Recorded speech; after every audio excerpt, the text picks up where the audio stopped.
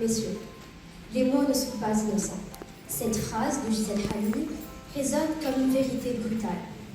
Une insulte lancée dans une cour de récréation peut marquer à tout jamais.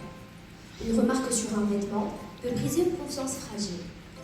Des paroles méchantes, hypocrites, peuvent refaire surface des années plus tard, comme une cicatrice que l'on croyait guérie.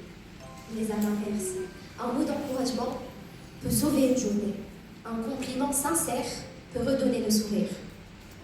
Des mots écrits du fond du cœur peuvent libérer, guérir, faire renaître l'espoir.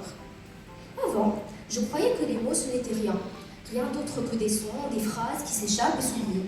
Mais la vie m'a appris autrement. Elle m'a appris qu'ils sont un souffle de vie, qui laisse des traces, parfois profondes, parfois indélébiles. Je me demande si les mots... Quand on dit d'une fille qu'elle pleurniche, qu'elle est trop sensible, mais qu'on admire un garçon parce qu'il ose pleurer, qu'il ose extérioriser ses sentiments, ce ne sont pas juste des mots.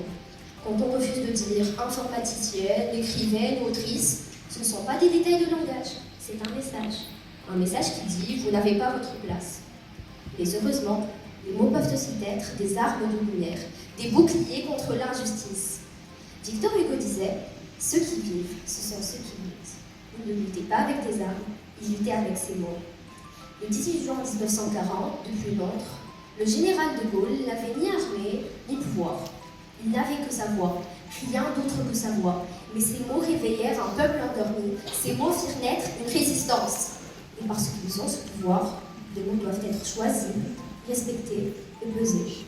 La bonne parole est comme un bel arbre dont les racines sont profondes et les branches s'élèvent dans le ciel. C'est ce que nous enseigne le Saint-Coran dans la sourate de la Bible.